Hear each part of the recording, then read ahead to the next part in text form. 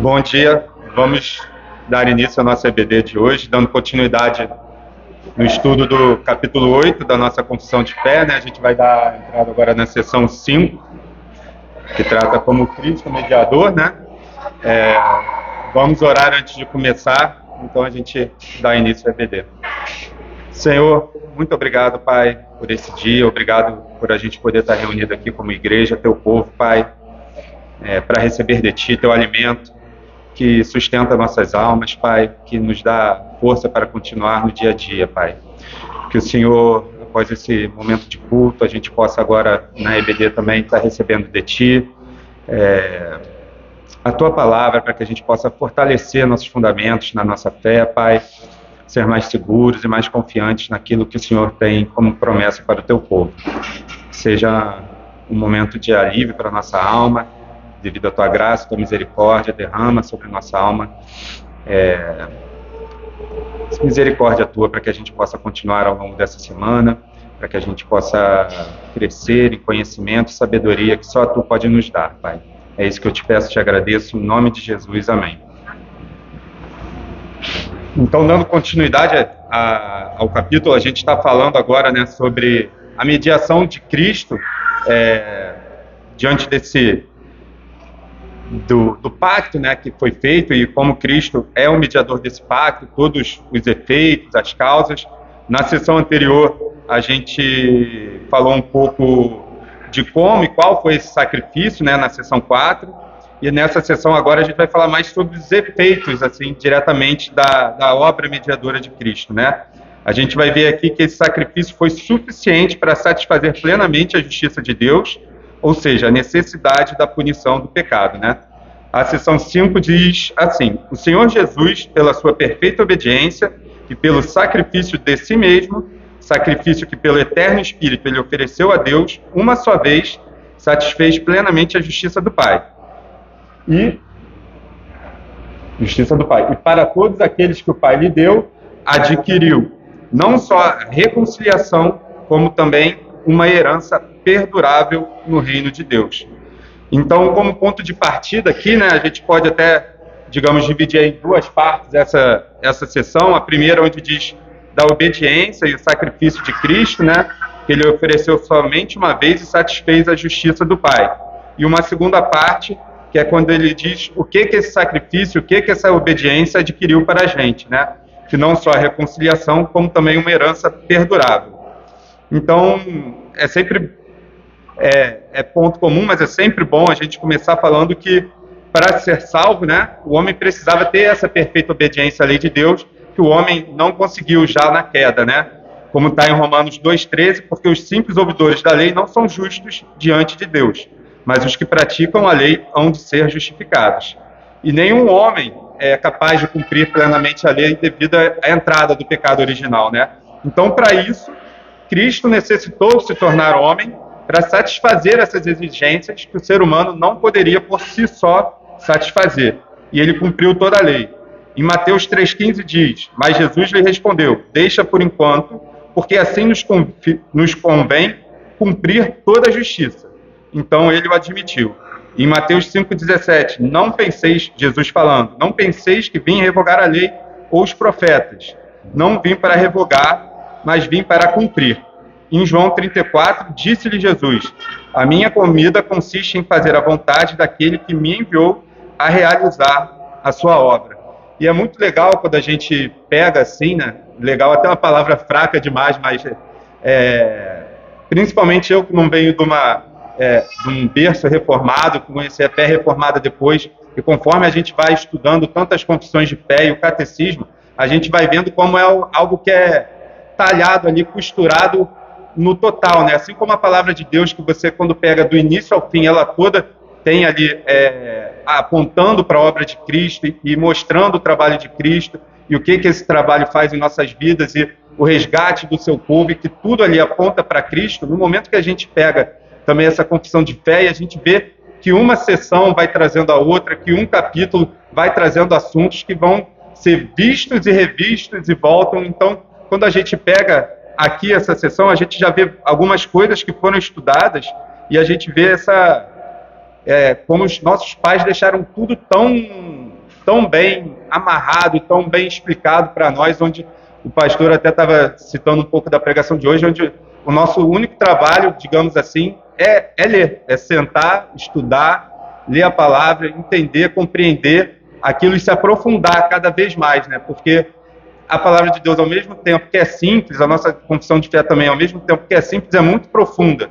Então, a cada vez mais que a gente vai se aprofundando e vai vendo, vai passando as sessões, a gente vai se saboreando ali com essas dádivas que o Senhor nos dá, né?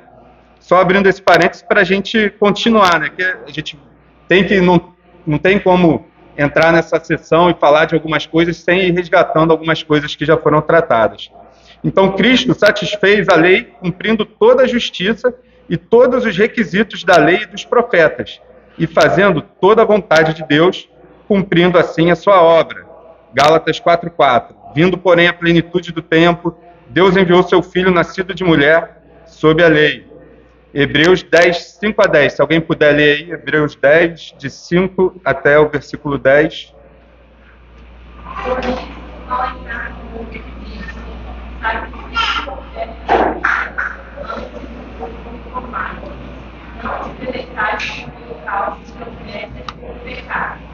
Então, eis aqui estou, o morto que está escrito no meu terceiro, para fazer a coisa da vontade.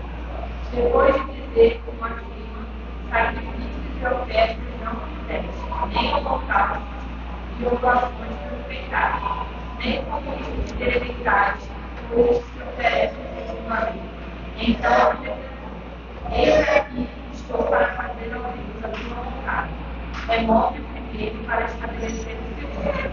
Nessa vontade é que temos sido santificados, mediante a oferta de Jesus Cristo, uma vez por todas.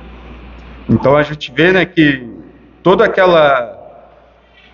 que a gente deveria cumprir perante a lei de Deus, que a gente não consegue cumprir e que por isso a gente é culpado diante de Deus, Cristo veio e cumpriu toda essa justiça. E essa justiça agora é imputada a nós.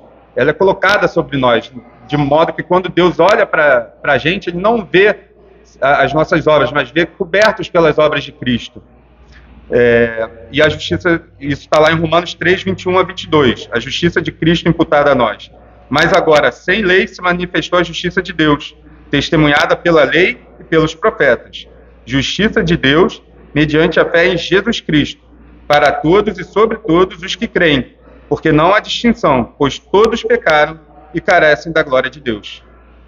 E em Cristo, como representante dos pecadores, esses pecados foram punidos, isto devido à sua obediência. Aí a gente chega ao ponto, né, da perfeita obediência e o sacrifício de Cristo. Nossos pecados foram lançados sobre ele. Gálatas 3,13. Cristo nos resgatou da maldição da lei, fazendo-se ele próprio maldição em nosso lugar. Porque está escrito, maldito todo aquele que for pendurado em madeira. 1 Pedro 3,18, pois também Cristo morreu uma única vez pelos pecados, o justo pelos injustos, para conduzir-vos a Deus, morto sim na carne, mas vivificado no Espírito. 1 João 2,2, e ele é a propiciação pelos nossos pecados, não somente pelos nossos próprios, mas ainda pelos do mundo inteiro. Mateus 20, 28, tal como o Filho do Homem, que não veio para ser servido, mas para servir e dar sua vida em resgate por muitos. E em 1 Coríntios 6, 20, porque fostes comprados por preço. Agora, pois, glorificai a Deus no vosso corpo. Ou seja, aqui todos esses versículos, né, eles mostram que em Cristo nossos pecados foram punidos devido à sua obediência. Tem Eu sou muito fã de Senhor dos Anéis, não sei quem mais é fã do filme, do livro. Desculpa dar esse exemplo, mas é que tem uma cena que às vezes no livro, uma imagem que às vezes no filme não é tão clara, e que você vê no livro, que é a questão do Frodo, enquanto carrega o anel. Não sei se todos aqui conhecem o Senhor dos Anéis. Tem um anel que seria a maldição, né, do povo, foi feito pelo Senhor do Mal, que leva a ambição, a conquista, que aquele anel queria dominar todo mundo, e aquele anel tinha um poder não por si próprio, mas aquele anel conseguia transformar o coração de todos aqueles a quem investiam e a quem segurava aquele anel. E é dado ao Frodo, o personagem principal, carregar aquele anel para levá-lo para a destruição. E em certo momento ele é levado por esse ser chamado Gollum, que já tinha tido o anel por muito tempo, e você vê o que aquele anel fez com aquele ser. Ele definha, ele não consegue mais pensar por si próprio, toda a vontade dele é controlada pelo aquele anel, pela maldade, enquanto você tem o Sam, que é o amigo do Frodo, que viveu sempre no condado, que, digamos, é mais simples, ele tem a mente que não é controlada pelo anel, e o Frodo, para quem foi encarregado de levar esse anel até a destruição, ele o tempo todo no livro é colocado essas duas figuras, aquele que cedeu ao pecado, que é o Gollum, que está destruído, está ali totalmente entregue, e aquele que não cedeu ainda ao pecado, não teve contato com ele, que seria o Sam ali. É uma obra que não tem, como por exemplo, Crônicas de Nárnia, digamos, algo que represente a Cristo diretamente, como é o Aslan na Crônicas de Nárnia. Mas ali, no Senhor dos Anéis, toda hora é colocado algumas figuras que são figuras de Cristo. Então, para o Frodo, naquele momento, quando ele olha ali o Gollum, ele olha ali e vê, caramba, isso aqui vai acontecer comigo se eu ceder a esse anel, ao que esse anel quer. Enquanto ele olha ali para a figura de Sam, que naquele aspecto ali faz uma figura de Cristo, para ele ver, cara, isso aqui é da obediência, isso aqui é se eu não ceder ao poder do pecado. Então, uma imagem, eu sei que não tão perfeita, mas é uma imagem boa quando a gente olha isso e vê Cristo que seguiu a obediência perfeita, não cedeu ao anel, não cedeu ao pecado, não cedeu àquela maldade e confiou e foi até o final obediente a Deus e à lei e servindo, se entregando pelo seu povo. E é o que é muito legal ter uma cena no final quando o Frodo já está totalmente cansado e não consegue mais andar para carregar o anel. Sam pegou ele no colo e carregou ele até o lugar onde ele deveria jogar o anel. Então, é uma figura de Cristo dentro ali do livro, que é o que faz pela gente. Ó, vocês não conseguem fazer isso, vocês não conseguem a perfeita obediência, vocês não conseguem fazer o sacrifício de vocês mesmos, então eu vou fazer por vocês. E até já não tem tanto a ver com o estudo, mas eu gosto muito disso, porque no final, o Frodo chega na beira do precipício para jogar o anel e destruir, e ele não consegue. Ele resolve ficar com o anel. E aí vem o Gollum, que seria a figura do mal, e derruba, eles têm uma briga, e o anel cai da mão dele e rola sozinho e cai, e é destruído. Ou seja, você vê ali que a providência de Deus carregou em todo momento aquilo, até que aquele mal fosse vencido, que não foi pela força do Frodo, não foi pela força de todos aqueles envolvidos, mas sim pela providência de Deus, pela obediência de cada um em desenvolver o seu papel, e nessa figura especificamente do Sam, junto com o Frodo, porque ele foi perfeitamente obediente na função dele, porque ele se entregou ali no que ele deveria fazer pelo amigo dele, pelo Frodo. Frodo conseguiu cumprir a missão dele, e assim é Cristo conosco, né? Por Cristo ter cumprido toda a justiça de Deus, ter obedecido perfeitamente a lei de Deus, a gente pode, por intermédio dele, ter essa justiça imputada a nós. No Catecismo de Heidelberg, né, outro catecismo muito usado pelas igrejas reformadas, na resposta à pergunta 60, ele diz assim: Deus, sem qualquer mérito de minha parte, mas somente da mera graça, concede e imputa a mim a perfeita satisfação, justiça e santidade de Cristo, como se eu houvesse consumado perfeitamente toda aquela obediência que Cristo consumou por mim. Ou seja, como se a gente mesmo tivesse obedecido. Deus, quando olha para a gente, ele não vê as nossas obras, né, mas as obras de Cristo sobre nós. Como eterno Filho de Deus e de acordo com a sabedoria divina, os sofrimentos de Cristo foram tanto em espécie quanto em grau, de acordo com o que a justiça divina exigia, perfeitamente equivalente aos sofrimentos eternos de todos quantos ele sofreu. Porque às vezes é uma questão, né? Porque muitas vezes podem perguntar: mas o sofrimento de uma pessoa, algumas horas na cruz, foi suficiente para pagar o pecado de todos aqueles a quem ele chamou, na versão universalista, de todo o mundo? Aí a resposta é que, por ele ser filho de Deus, os sofrimentos dele, de acordo com a sabedoria e com o que a ira divina precisava, a justiça divina exigia, aquele sofrimento dele extinguiu, né? Foi equivalente ao sofrimento eterno de todos por quem ele sofreu, ou seja, todos os santos de Deus, o povo eleito de Deus, aquele sofrimento de Cristo naquele momento, a obediência dele e a ira de Deus despejada naquele momento foram suficientes para pagar pelos pecados do povo dele. Ou seja, Cristo fez a satisfação em favor daqueles a quem ele representava, por sua obediência e por seu alto sacrifício.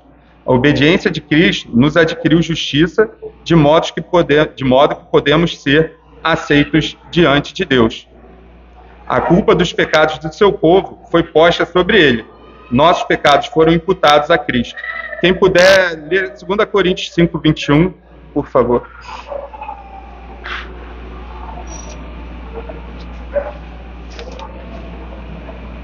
2 Coríntios 5, 21. Ele conheceu o pecado, ele fez pecado por nós, para que ele fosse justiça. Ou seja, todo aquele pecado que a gente merecia, que a gente deveria sofrer durante toda a eternidade, foi despejado ali, naquele momento, sobre Cristo, para que seu povo pudesse ser redimido. A culpa, ele carregou nossos pecados, sofrendo em nosso lugar e satisfazendo a justiça de Deus. Isaías 53, né? O servo sofredor, certamente ele tomou sobre si as nossas enfermidades, as nossas dores levou sobre si. Nós os reputávamos por aflito, ferido de Deus e oprimido. Mas ele foi traspassado pelas nossas transgressões e moído pelas nossas iniquidades. O castigo que nos traz a paz estava sobre ele, e pelas suas pisaduras fomos sarados. Todos nós andávamos desgarrados como ovelhas, cada um se desviava pelo caminho, mas o Senhor fez cair sobre ele a iniquidade de todos nós. Ele foi oprimido e humilhado, mas não abriu a boca. Como cordeiro foi levado ao matadouro, e como ovelha muda perante os seus tosqueadores.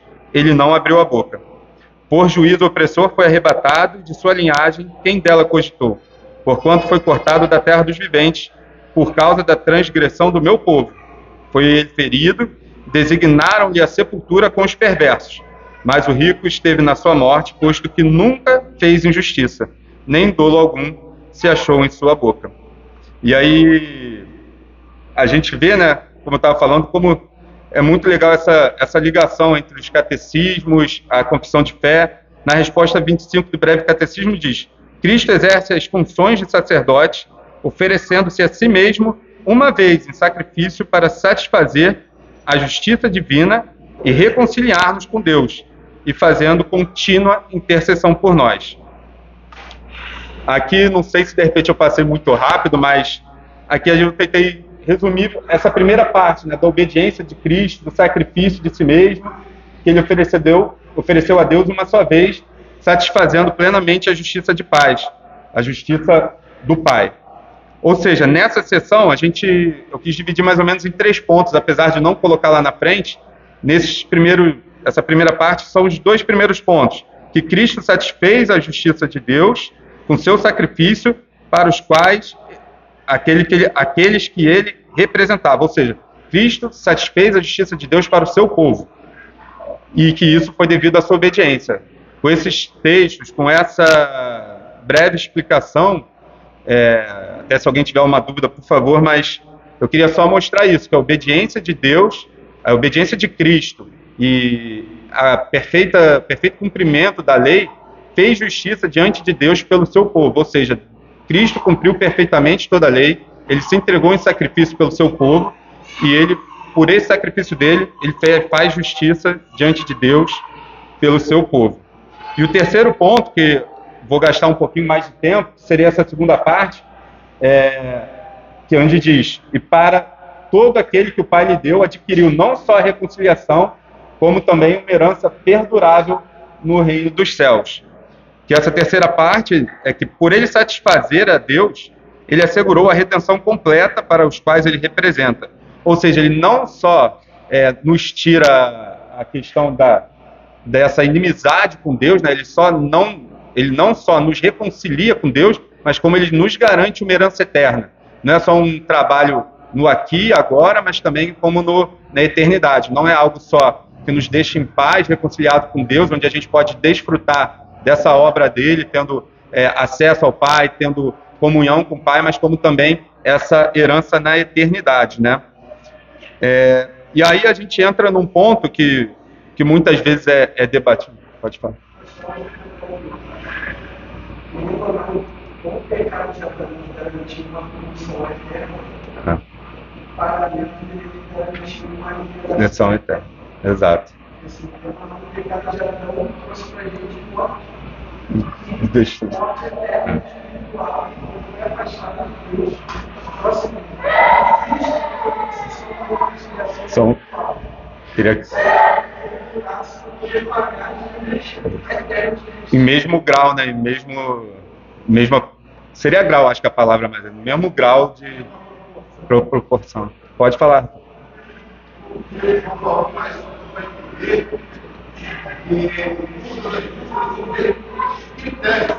Sim. Pode parecer. Sendo o nosso representante, poderá funcionar com ele. Isso. Mas quando a palavra de Deus diz, e não somente isso, nós ainda agravamos a condenação por nossos próprios pecados. E com isso, não fomos onde, agora vamos fazer o nosso representante, o mesmo essa questão, representar aquilo, ou ter aqui na vida. Sendo bem, né? Nós estamos com uma pauta que nós falamos sobre a solução, mas eu quero para nós, Deus não era aqui. Se o caso de Deus caiu, e nós ainda agravamos a nossa condenação do nosso pecado, o castigo Muitos. por redução e juízo é o mesmo critério. Eu acho que até passei rápido ali por essa parte. E onde abundou o pecado, Super abundou. por quê? O pecado nós não somos justificados. O pecado também não é de Não nosso de pecado. próprio, nossos próprios. A graça da super abundou. Isso aí. O pecado da mão e dos nossos próprios pecados. Perfeito. Agravando Pode terminar.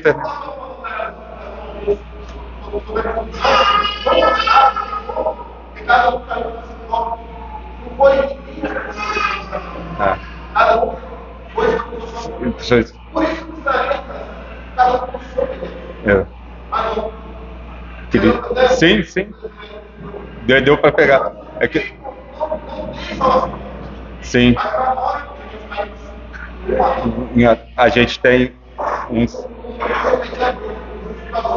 que é Cristo. Isso aí. É, Rafael. Isso tem uma conexão importante com o estudo passado, na questão da migração, por que o mediador recebeu?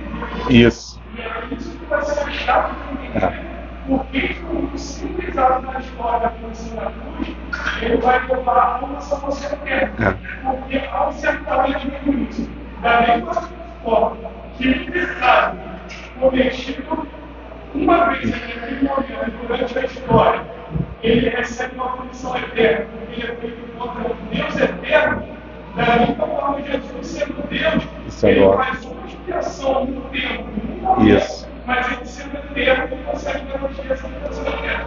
Então você precisa ligar essa questão trazendo essa questão do porquê que o mediador recebeu. Perfeito. Porque da mesma forma que o pecado como Deus eterno ele merece, Uma punição eterna. a expiação feita pelo Deus eterno que também. Perfeito. Eu acho que eu passei rápido demais, eu acabei não pontuando isso. Então foi muito bom a participação dos três aí. Lucas.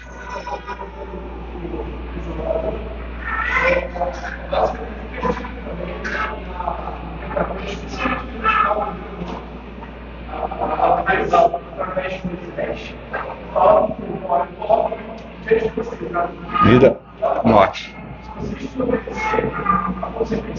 Isso. É vida. Isso.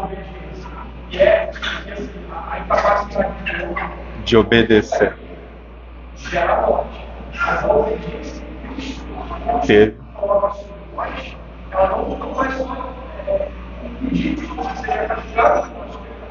Mas também gera vida. Isso.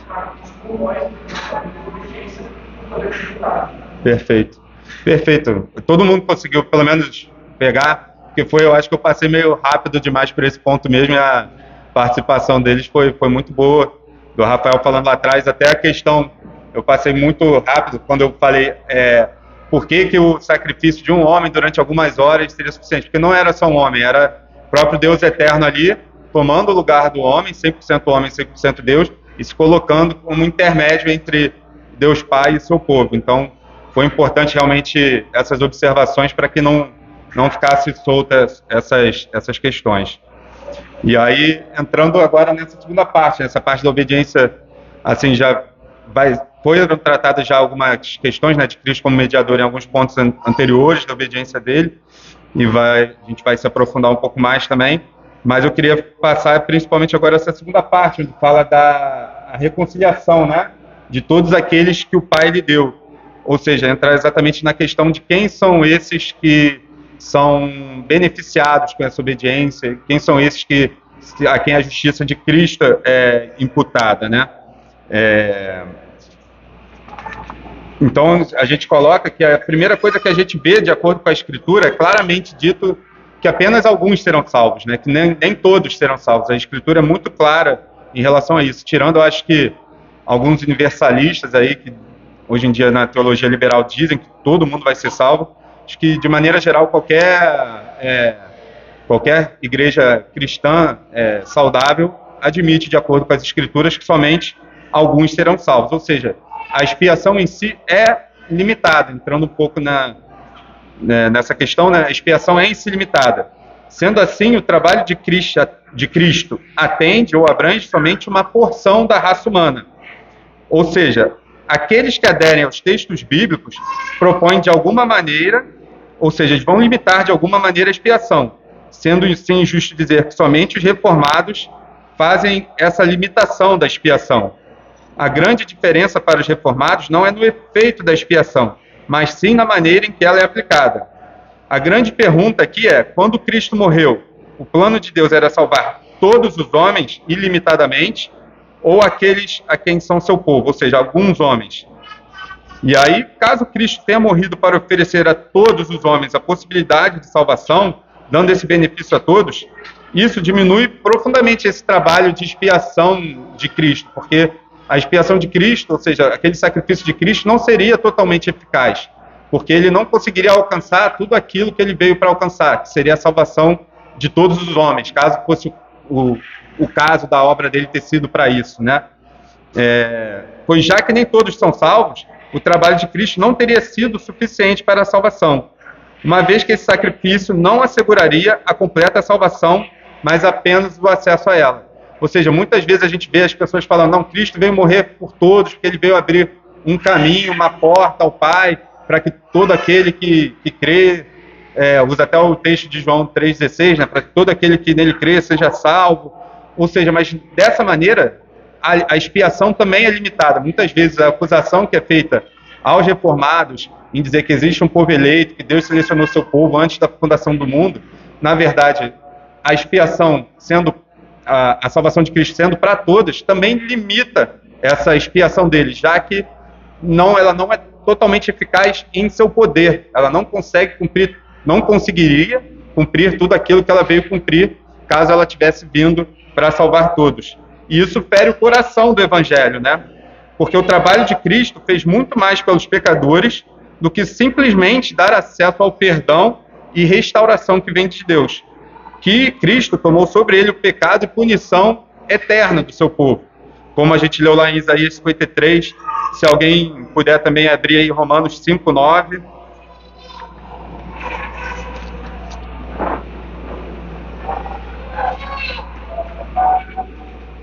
Logo, muito mais agora, sermos justificados pelos seus méritos, seremos por eles salvos da ira. Hebreus 9, 25 e 26 diz, nem ainda para se oferecer a si mesmo muitas vezes como sumo sacerdote, cada ano entra no santo dos santos com sangue alheio. Ora, neste caso, seria necessário que ele tivesse sofrido muitas vezes desde a fundação do mundo. Agora, porém, ao se cumprirem os tempos, se manifestou uma vez por todas, para aniquilar pelo sacrifício de si mesmo o pecado. Porque com uma única oferta, Hebreus 10, 14, porque com uma única oferta, aperfeiçoou para sempre quantos estão sendo santificados. Ou seja, aqui ele está dizendo exatamente isso, que uma vez por todas, Cristo pagou pelos pecados, sofreu pelos pecados daqueles que estão sendo santificados, daqueles que são seu povo, que são chamados por ele.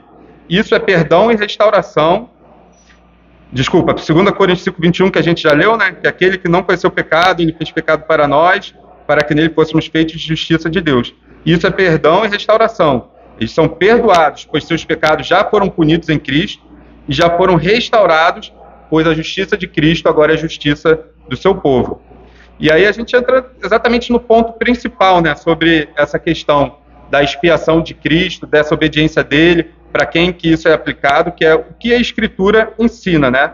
A Escritura ensina primeiro que o Messias se chamaria Jesus, pois salvaria seu povo do seu pecado, conforme Mateus 1:21. Ele dará luz a um filho e lhe porás o nome de Jesus, que ele salvará o seu povo dos pecados dele. A Escritura ensina que ele deu sua vida pelo resgate de muitos, tal como o Filho do Homem, que não veio para ser servido, mas para servir e dar sua vida em resgate de muitos. Mateus 20:28. Ele prometeu que salvaria todos aqueles a quem o Pai havia dado a ele. João 6:37-39. Todo aquele que o Pai me dá, esse virá a mim, e o que vem a mim, de modo nenhum o lançarei fora. E a vontade de quem me enviou é esta, que nenhum eu perca de todos os que me deu. Pelo contrário, eu ressuscitarei no último dia. E Romanos 8:28 e 30 diz claramente que os predestinados por ele recebem a salvação e cada benefício dela é dado então a eles. Sabemos que todas as coisas cooperam para o bem daqueles que amam a Deus, daqueles que são chamados segundo o seu propósito, e aos que predestinou, esses também chamou, e aos que chamou, esses também justificou, e aos que justificou, esse também glorificou. Ou seja, todos aqui significam os eleitos de Deus, né? Como em Romanos 8:32-33. Aquele que não poupou seu próprio filho, antes por todos nós o entregou. Porventura não nos dará graciosamente com ele todas essas coisas? Quem intentará acusação contra os eleitos de Deus, se é ele quem os justifica? Então, aqui a gente vê muito claramente que essa obra expiatória de obediência e dessa imputação de justiça não é para todos sem distinção, mas para todos que fazem parte do povo de Deus. Todos que foram eleitos eternamente, na eternidade, hoje fazem parte do povo de Deus. É por quem Cristo morreu, por quem essa obediência foi cumprida, a quem essa justiça é imputada. Vou aqui botando muita escritura, né, para poder basear isso. Cristo diz em João 6:38-39, porque eu desci do céu não para fazer a minha própria vontade, e sim a vontade daquele que me enviou. E a vontade de quem me enviou é essa, que nenhum eu perca de todos os que me deu. Pelo contrário, eu os ressuscitarei no último dia. E aí a gente teria João 17, enfim, muitas outras passagens aqui que a gente poderia ler, e que não são palavras da Bíblia que dizem que Cristo vai morrer para beneficiar a todos igualmente nessa obra salvífica de justificação, glorificação, do chamado eficaz. Essas são palavras que não são palavras que dizem que Cristo morreu para fazer a salvação possível. Tipo, fiz a minha parte, agora vocês façam a parte de vocês. Não, é uma obra completa, onde Cristo cumpre a sua obediência, imputa a justiça dele ao seu povo, chama o povo dele no tempo devido, e o povo dele vai caminhar em santificação, em glorificação, até morar a eternidade com Deus Pai, com Cristo no céu. Então, essas são as palavras de quem vai realizar a obra completa de salvação em seu povo. Muitas vezes também, até fazendo um contraponto, são usados textos bíblicos, né, para tentar contradizer essa obra da expiação limitada aos santos, como, por exemplo, Hebreus 2:9, 2 Coríntios 5:14, 1 João 2:2, 1 Timóteo 4:10, e sobre esses textos, que muitas vezes eles são tirados ali de contexto, né? Por exemplo, a gente tem ali em Hebreus 2:9, que diz assim: vemos todavia aquele que por um pouco, tendo sido feito menor que os anjos, por causa do sofrimento da morte, foi coroado de glória e de honra, para que pela graça de Deus provasse a morte por todo o homem. Nesse texto, por exemplo, só para pontuar, o contexto muitas vezes é ignorado. Ele diz sobre os muitos filhos que Cristo levará para a glória. e não sobre todos os homens. Por isso que quando o autor diz todos os homens, não podemos ampliar o escopo de quais são todos os homens que o autor está falando. A mesma coisa pode se incluir ali em João 3,16, quando ele diz para que todo aquele que nele crê. O que ele está querendo dizer com todo aquele que nele crê? Que não são só os judeus, são gentios de todos os povos, tribos e nações, todos aqueles que vierem a crer. Depois em Timóteo também, se eu não me engano, não vou lembrar a referência de cabeça, mas quando Paulo está falando para Timóteo, que Deus quer que todos sejam salvos, ele está falando ali todos os tipos de homem, porque antes ele estava falando príncipe, reis, servos, escravos, então não são todos indiscriminadamente, mas todos aqueles a quanto Deus chamou, de qualquer tribo, nação, povo e língua. E isso muitas vezes, essa expiação que muitas vezes é dita como ilimitada, mas na verdade é até mais limitada do que o que a gente hoje chama de expiação limitada, não sei se ficou claro, mas muitas vezes a salvação é para todo mundo. Na verdade, isso limitou a obra de Cristo, já que a obra de Cristo não é totalmente eficaz, né? E isso também cabe à falha ao discernir o significado de termos nas Escrituras, ao comparar com as próprias Escrituras. Ou seja, a Escritura interpreta a Escritura. A gente não pode pegar um texto fora de contexto, ainda mais sem, de repente, ter a palavra no original, sem ter aquele contexto todo e dizer, porque ali diz todos, então é todos os homens. Então a gente tem que usar a Escritura. O que outros textos vão me dar sobre esse texto aqui específico que eu estou lendo? Por exemplo, a gente tem lá em Mateus 3, 5 e 6 e Lucas 7 e 30. A Escritura usando expressões universais para descrever acontecimentos que são gerais, mas não são absolutos. O que eu estou querendo dizer com isso? A gente pega lá Mateus 3, 5 e 6 e diz assim: então saíam a ter com ele em Jerusalém, toda a Judéia e toda a circunvizinhança do Jordão. E eram por ele batizados no rio Jordão, confessando os seus pecados. Aqui, ó, diz toda a Judéia e toda a circunvizinhança. Mas lá em Lucas 7,30, diz assim: mas os fariseus, os intérpretes da lei, rejeitaram quanto a si mesmo o desígnio de Deus, não tendo sido batizados por ele. Aqui não existe uma contradição entre uma parte que está dizendo onde que todos foram lá e foram batizados, e o outro diz que os fariseus rejeitaram e não foram batizados. Quando está dizendo todos, é de maneira geral, como quando a gente diz quem vai, vai todo mundo. Quem vai? Vai todo mundo da igreja, não que, digamos, vai todo mundo indiscriminadamente, mas que a grande parte daquela população, daquele povo, vai estar presente lá. Sabemos que somos... Outro texto também que às vezes por exemplo, 1 João 5,19, diz assim: sabemos que somos de Deus e que o mundo jaz no maligno. Se você usar esse mundo jaz no maligno, então não bate ali com somos de Deus, então como é que a gente é de Deus e jaz no maligno? Ele está falando aqui de coisas diferentes. Então se a gente começa a aplicar definições que a gente tem, ou definições sem contexto, sem o devido cuidado nas palavras, a gente pode chegar a conclusões erradas ali da Escritura, e é o que muitas vezes acontece nesse caso da expiação, né? Dessa obra de obediência e de justiça de Cristo, ao achar que quando diz todos que nele crêem serão salvos, e outros textos da Escritura onde diz que a salvação é para todos, é achar que é para todos ilimitadamente e não para o povo de Deus. Até tem um texto de John Owen que eu gosto bastante, que ele usa uma lógica ali bem fechada para tratar esse assunto, onde ele diz assim, ele dá 3 possibilidades ali, John Owen, que Deus derramou sua ira e o Filho sofreu a punição. Tem 3 possibilidades: ou Deus derramou sua ira e o Filho sofreu a punição de todos os pecados de todos os homens, ou Deus derramou a sua ira e o Filho sofreu a punição de todos os pecados de alguns homens, ou Deus derramou sua ira e o Filho sofreu a punição de alguns pecados de todos os homens. E aí John Owen continua: sobre isso podemos afirmar, se a última afirmação é verdadeira, ou seja, que ele sofreu por alguns pecados de todos os homens, todos os homens ainda teriam pecados que precisariam ser pagos, logo ninguém seria salvo, é algo lógico, né? E se a primeira afirmação for verdadeira, que ele pagou por todos os pecados de todos os homens, por que não são todos os homens livres dos seus pecados e da punição deles? Já que a própria Escritura diz que vão ter alguns que vão passar pelo sofrimento eterno? Alguém pode dizer, aí ele continua como se fosse um interlocutor, né? Pela sua incredulidade. Então eu respondo, a incredulidade em si é um pecado ou não é? Se é, então Cristo já teria sofrido a punição por ele nesse caso. E se isso é verdadeiro, por que isso impediria a salvação deles, mais do que os outros pecados pelos quais ele morreu? Caso ele não morreu pela incredulidade deles, ele não morreu por todos os pecados.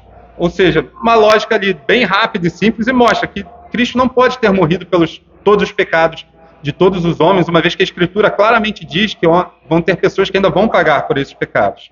E a segunda afirmação que a gente tem como verdadeira, né, que Cristo morreu por todos os pecados de alguns homens, é a verdadeira, de que no lugar do seu povo, Cristo obedeceu e se entregou para sofrer a punição dos seus eleitos. Ou seja, o que a gente tem ali na segunda parte, né?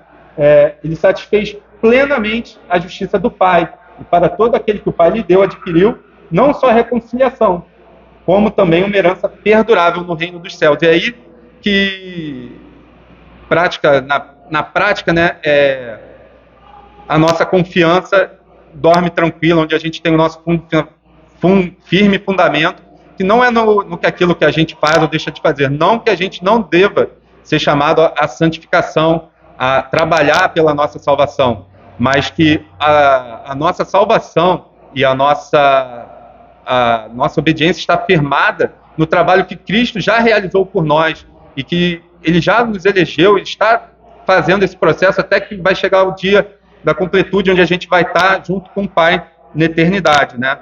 E Joseph Pipa tem um guia de estudos bem simples que ele tem sobre a confissão de fé, né? E ele faz um resumo muito, muito simples e direto dessa sessão, né?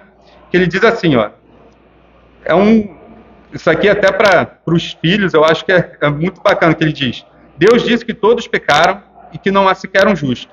Ele disse que a penalidade para o pecado é a morte, a qual está eternamente separado de Deus. Antes da fundação do mundo, Deus escolheu aqueles a quem Ele salvaria. Em seu plano de salvação, enviou seu Filho unigênito, Jesus Cristo, para ser o mediador. Em seu papel de mediador, Cristo obedeceu à lei de Deus perfeitamente e morreu para pagar por aqueles a quem Deus escolhera a penalidade que Deus exigia. Cristo, que não conheceu o pecado, carregou todos os pecados de todos aqueles a quem o Pai escolheu, e assim tornou-se substituto para expiar os seus pecados. É um resumo bem conciso e bem simples para entender essa sessão, né? De toda a obra de obediência de Cristo, o que isso significa diante de um Deus justo, bom e puro, que precisa conviver fugiu a palavra, mas dentro da economia divina, ele não pode haver pecado nenhum diante de Deus, né? Então, para a gente se apresentar diante de Deus, a gente precisa ter uma perfeita obediência, e que com essa obra de Cristo a gente consegue ser coberto pela justiça dele, se apresentar diante dele, que essa obra não foi uma obra que Cristo realizou para todos indistintamente, mas para o seu povo, que ele pagou, e que aquele povo pode ter a confiança no trabalho dele e descansar, por mais que passe por provações, por lutas, aquela é a confiança do seu povo, né? Até usando um último exemplo para de repente ilustrar, né, essa questão da gente poder ter a firmeza na obra da obediência de Cristo. Eu gosto muito do Crônicas de Nárnia também, sempre os filmes e os livros. Aí tem uma cena, esqueci de qual dos livros, do Eustáquio, se eu não me engano, que vira o dragão. Não pode me ajudar, é o Eustáquio, não é, que vira o dragão? É o Eustáquio. Que aí ele já não aguenta mais aquela pele de dragão, que seria o pecado dele, né? Aquilo que vai incrustando, que vai arrastando ele, que vai pesando a vida dele, e Aslan vai ali com o sopro e com as garras dele, vai arrancando aquilo tudo que não fazia parte dele. Ele sozinho ali, Eustáquio, não conseguiria tirar aquela pele de dragão dele. Ele por si só não conseguiria tirar todo aquele peso que ele carregava para ficar puro novamente. Ele precisava do trabalho de Aslan ali, que representava Cristo. E é Aslan quem chega e faz esse trabalho, quem vai e faz todo o trabalho de arrancar aquela casca, de tirar todo aquele pecado, de poder fazer com que Eustáquio tivesse puro e voltasse a ser aquele Eustáquio perfeito, digamos, da criação.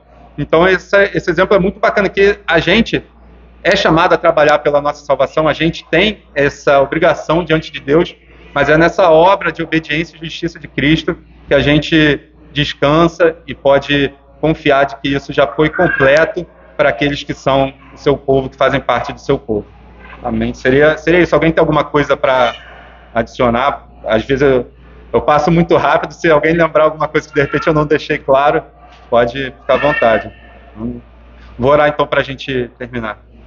Senhor, Pai, muito obrigado pela obra de Cristo, pela sua perfeita obediência, Pai. Muito obrigado por enviar seu próprio Filho, Pai, para que sofresse toda essa punição, todo esse castigo e tua ira que nós merecíamos, Senhor. Que isso possa nos humilhar e nos tornar humildes diante de Ti, diante do nosso próximo, para que a gente possa servir a Ti, amando em primeiro lugar ao Senhor e ao nosso próximo como a nós mesmos, Pai.